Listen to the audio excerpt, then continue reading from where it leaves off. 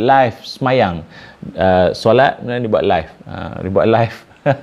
Macam kita kan live kuliah, live ceramah. Dia live semayang buat live. Wallahu ta'ala alam, katanya itu adalah maklum balas kepada yang bercakap-cakap kata dia ni orang yang tak semayang lah apa semua. Jadi sebagai membuktikan yang dia kata kata beliau lah, dia kata memang saya nak menunjuk pada umum yang menuduh saya mencabar Allah, ahli neraka dan tak semayang. Jadi saya tunjuk bahawa saya menunaikan solat dan menjaga hubungan dengan Tuhan. Semua itu untuk membuktikan saya bukan seperti yang dikatakan netizen. Walaupun saya hina pada pandangan manusia, insya-Allah tidak padanya. Dan dia juga menegaskan individu yang mengecam tidak pernah tinggal semumbung dengannya, apatah lagi mengetahui tentang, maknanya tak pernah duduk dengan dia, tak payahlah bercakap banyak kan. Jadi tak perlulah nak menghakimi suka hati kehidupan dia. Namun benda begini jika tidak menunjuk, orang tak akan percaya.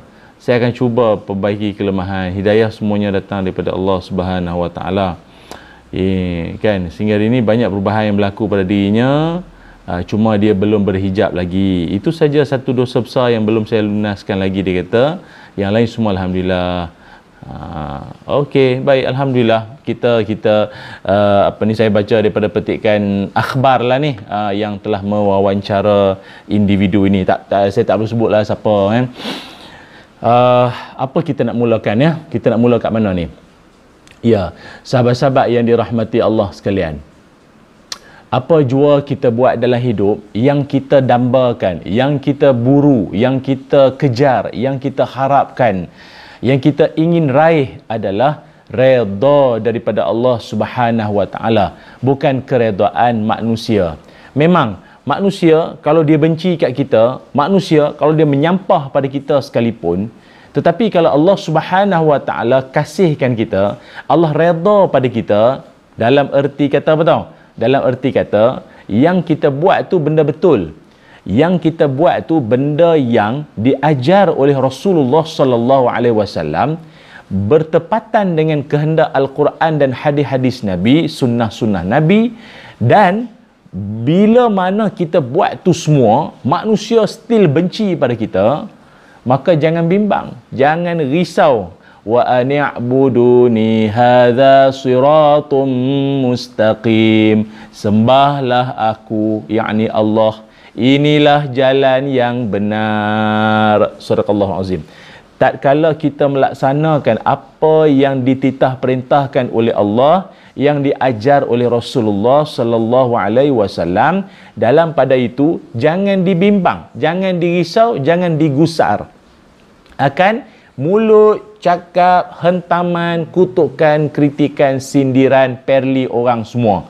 Jangan duk ambil pot lagi dah. Pasal kita buat yang Allah suruh kan. Dia kalau orang yang buat apa yang Allah Ta'ala suruh, yang Nabi ajar, jaminan kesejahteraan, kecukupan rezeki itu ada. Jangan bimbang. Dalam hadis Nabi SAW ada bersabda. Ini saya nak bagi semangat pada semua sekali lah, tak kiralah pada individu, artis, selebriti tersebut atau siapa saja. Dengar baik-baik, dengar elok-elok. Apa kata baginda Nabi SAW? Manil tamasa ridha Allah bisakhatin nas kafahullahu mu'natan nas.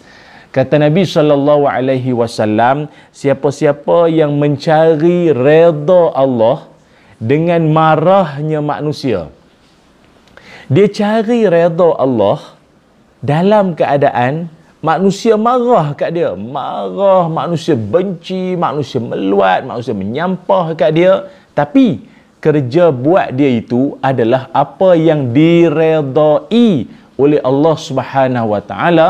Maka sebagai imbal balas balik, sebagai balasan dia ini, kata Nabi SAW, kafahullahu mu'natan nas.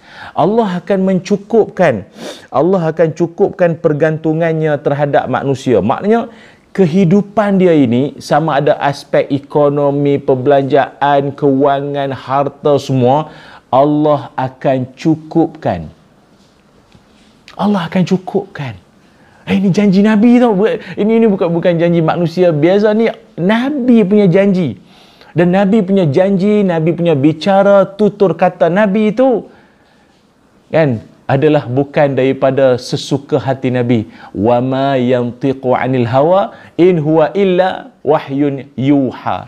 Nabi takkan bercakap satu berdasarkan hawa nafsu, rasa sedap hati, tak. Berdasarkan wahyu daripada Allah. Tu janji tu. Nabi sebut siapa yang cari redha Allah, buat sesuatu dengan bertepatan dengan kehendak Allah, tapi manusia benci, Allah akan cukupkan pergantungannya terhadap manusia. Maknanya kehidupan dia, rezeki dia, harta dia semua Allah akan cukupkan. Don't worry, be happy. Jangan bimbang. Kan? Jangan takut. Yang kita duk risau lah ni, orang duk sibuk cari redha manusia. Bukannya redha Allah, sibuk cari redha manusia tu payah. Macam memang ramai dalam kalangan kenalan saya pun, kita pun ada juga kan, mempertahankan benda yang hak, benda betul yang dia buat tu. Tapi itulah, dalam dia menyatakan benda benar, dalam dia bercakap benda yang hak tu, ada yang tak suka lah. Maklumlah, cakap benda betul kan, ada yang terasa hati, ada kecewa, kecil hati, koyak. Jadi bila orang duduk cakap-cakap itu, jadi akhirnya dia ada yang diberhentikan kerja, dibuang kerja, ditransfer semua kan. Jadi pada pandangan kita macam kesian dia, takut pula nak bercakap benar kan, jadi macam tu pula. Tak. Apa berlaku pada orang-orang tersebut, sungguh pun dia ini dilempar di sana sini, dibuang berhenti kerja. Ingat, rezeki bukan dari bos, rezeki bukan dari majikan, rezeki dari Allah. Rezeki dari Allah. Ingat tu je. Rezeki bukan datang dari peminat, rezeki bukan datang dari customer, klien, passenger, tapi rezeki dari Allah. Ingat yang tu. Apa jadi pada mereka ni semua, lepas daripada dia menerima musibah ataupun dugaan diberhentikan kerja itu sebabkan dia bercakap benar, kelangsungan rezeki mereka selepas itu tak putus-putus.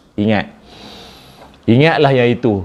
Ingat apa yang saya pesan ini, kemas dalam fikiran anda, betul-betul padat dalam minda anda. Pegang yang ini. Apa kerja buat kita sekalipun, rezeki dari Allah. Namun kalau ada manusia, saya tak kata siapa-siapa, tapi saya nak sebut kata semua kita ambil ini sebagai ingatan diri kita bersama. Siapa-siapa duk sibuk sangat nak cari redha manusia, redha follower, redha peminat, redha netizen, dengar kata Nabi SAW sebagai sambungan hadis tadi ini, wa manil tamasa ridha an-nas bisakhatillah wakalahullahu ilan nas. Kata Nabi SAW, siapa-siapa yang duk sibuk sangat duk cari redha manusia dengan marahnya Allah, dengan murkanya Allah, maka Allah akan serahkan manusia itu kepada manusia lain.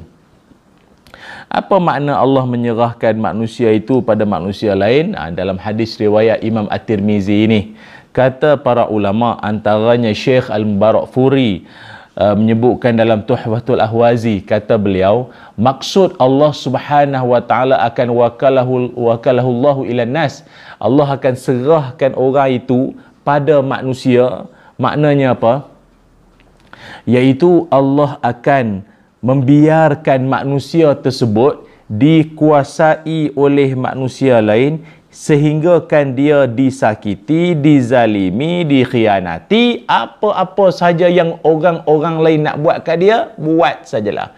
Ini korang punya apa di bahagian. Buat apa, nak buat apa dia buat. Nak buat apa kat dia buat. Sebab dia memang hidup, dia memang sibuk cari korang punya redha, netizen punya redha, follower, peminat punya redha. Dah, korang nak buat apa kat dia buat. Dia seolah-olah macam telah pun terlepas daripada genggaman jagaan Allah. Ya Allah, takutnya tuan-tuan tak takut lah.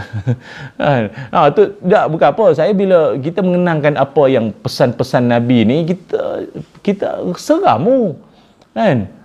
Tapi yalah, mungkin kita bersangka baiklah. Mungkin orang yang sebegini tak pernah dengar kot hadis-hadis macam ni, ataupun tak pernah dipesankan tentang nasihat-nasihat ini. Barangkali mungkin sebab tu dia sedikit liar dalam nak bercakap, sedikit liar dalam tindakan, hingga tak mempedulikan lagi timbang tara agama ni, rujuk pada agama lagi. Jadi ya, betul. Kalaupun kita nak buat amal soleh, kita nak buat amal kebaikan apa sekalipun, kita buat saja.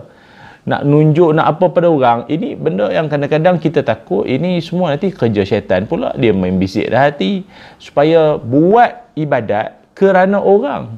Kata Fudail bin Iyad, buat amal kerana orang, itu syirik. Macam mana tu? Buat satu amalan kerana orang. Buat amalan kerana orang, itu syirik. Meninggalkan amalan kerana orang, itu riak. Pula dah. Pula dah. Buat amalan, tak kira lah semayang live ke tunjuk ke orang apa. Buat amal kerana orang, itu syirik. Kata Fudail bin Iyad lah. Tapi kalau tinggalkan amalan kerana orang, tak pasal bila buat, nanti orang ni pula, orang kata, dia pun balas nak buat pasal dia kata, yalah semayang apa nanti orang kata nampak solehah sangat, nampak solehah, nampak baik sangat pula, terlajak baik pula. Jadi tak payah buat lah, kan nanti orang kata aku alim lah, aku ni ustazah pula, nanti tak payahlah. Tinggalkan amalan kerana takut orang cakap, takut orang kata semua, itu riak. Jadi ikhlas tu yang mana tu Ustaz? Ikhlas itu adalah apabila engkau selamat daripada keduanya. Ingat tu. Sahabat-sahabat, rakan-rakan penonton yang dirahmati Allah sekalian, saya mendoakan diri saya dan semua sekali yang menonton pada waktu ini, betulkanlah niat kita, apa kerja buat kita. Kalau berada dalam lapangan dunia industri seni sekalipun, pastikanlah seni kita ataupun apa kerja kita ini diredai oleh Allah, tak bercanggah dengan syariat, dan kita mengutamakan redha Allah. Soal halal haram dititik beratkan, diambil cakna, insya-Allah rezeki kita Allah jamin, rezeki kita Allah akan beri secara melimpah ruah, tak pernah putus hingga anak cucu keturunan kita nanti, insya-Allah. Boleh